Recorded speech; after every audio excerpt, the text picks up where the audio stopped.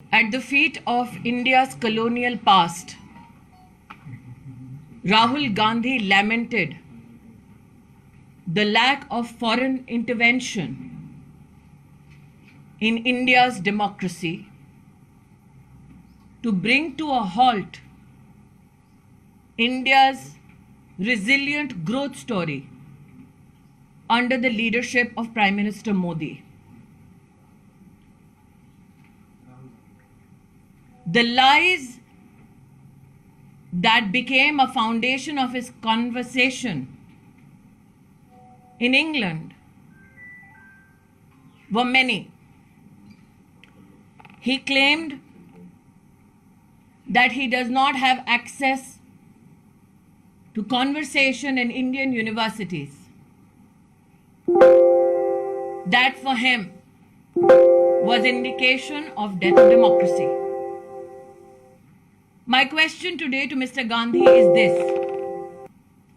In 2016, Rahul Gandhi went to an Indian university in the national capital and supported the slogan of Bharat Tere Tukde Honge. Rahul Gandhi further states in his travels to the United Kingdom that democracy is being blown to smithereens. However, this very gentleman in Jammu during the Bharat Jodo Yatra said all is well in India,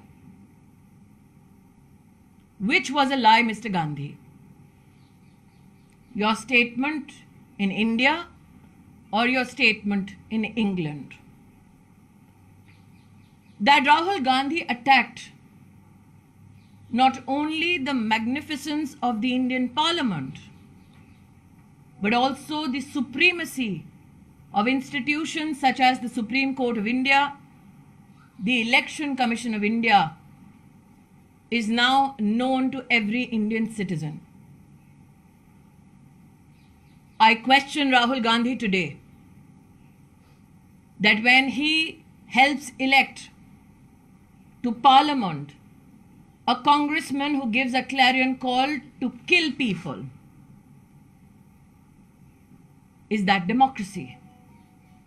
When the Gandhi family directs congressmen and women to tear papers and throw it at the speaker's chair in the Lok Sabha, is that democracy?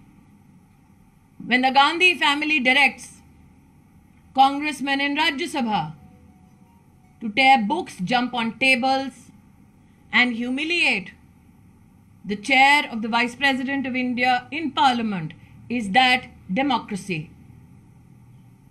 Today, every Indian citizen demands an apology to the Indian Parliament, which is not mere an amalgamation of parliamentarians. It is the voice of the Indian people. It is the constitutional reflection of the will of the Indian people.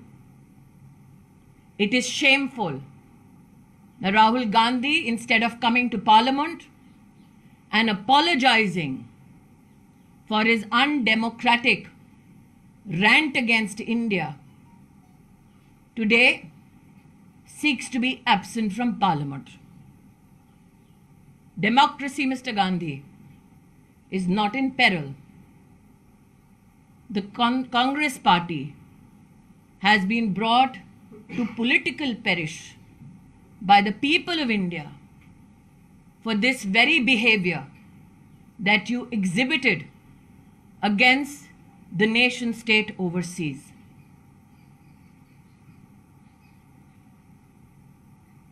Rahul Gandhi ने एक ऐसे देश में जाकर विदेशी ताकतों का आह्वान किया जिसका इतिहास रहा है भारत को गुलाम बनाने का।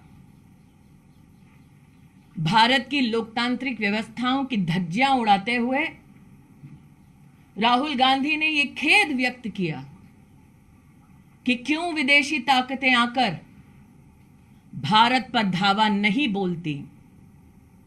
उनका द्वेष प्रधानमंत्री मोदी जी के लिए भारत के प्रति द्वेष में तब्दील हो चुका है।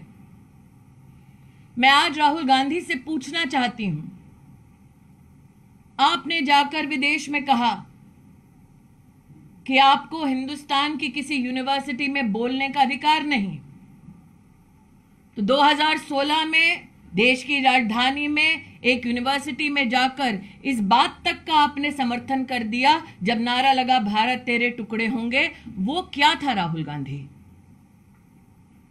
अपनी यात्रा में आपने स्वीकार किया जम्मू में 1 महीने पहले कि भारत में शांति है, सौहार्द है। उनको एक ऐसा व्यक्ति नहीं मिला जिसने कहा हो कि उनके प्रति कटुता का भाव है। तो आप झूठ कब बोल रहे थे राहुल गांधी? लंदन में कि हिंदुस्तान में? आपने इस बात को भी एक विदेशी संस्थान में चर्चा के संदर्भ में रखा कि आपको अपने लोकतांत्रिक अधिकारों का देश की संसद में हनन होते दिख रहा है।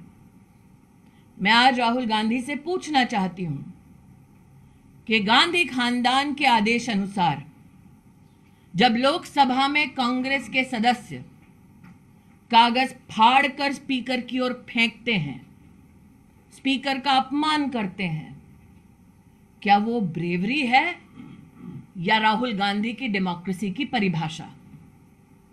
जब राज्यसभा में राष्ट्र के उपराष्ट्रपति के चेयर की ओर, जहां पर उनके प्रतिनिधि विराजमान हैं, कांग्रेस के नेता कागज फेंकते हैं, अपमान करते हैं, टेबल के ऊपर चढ़कर किताबें पटकते हैं, क्या वो डेमोक्रेसी है राहुल गांधी? मैं आज भारत के हर नागरिक की ओर से राहुल गांधी से कहना चाहती हूं कि संसद हमारे देश की मात्र सांसदों का जमघट नहीं है। हमारे देश की संवैधानिक परंपरा, राष्ट्र की लोकतांत्रिक ताकत और हर भारतीय का अधिकार क्षेत्र है।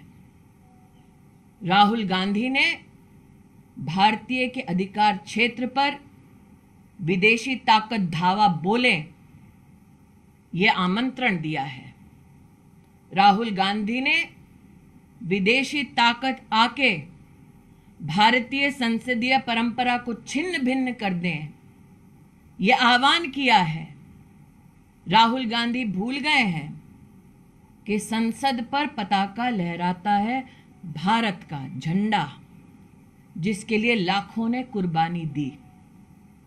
राहुल गांधी का संसदीय परंपरा का अपमान करना ऐसे राष्ट्रभक्तों का, उनके बलिदानों का और देश की लोकतांत्रिक व्यवस्था का और देश के हर नागरिक जो वोट करने जाता है उसका अपमान है।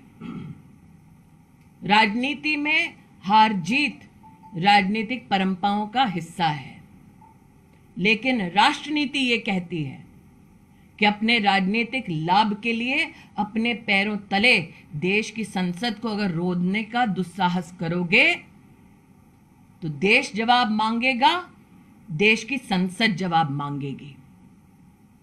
आज मैं राहुल गांधी से कहना चाहती हूं, संसद से भागने की बजाय आकर संसद में माफी मांगे, क्योंकि अपमान उन्होंने देश की संसद, देश की संविधान और देश के वोटर का किया है।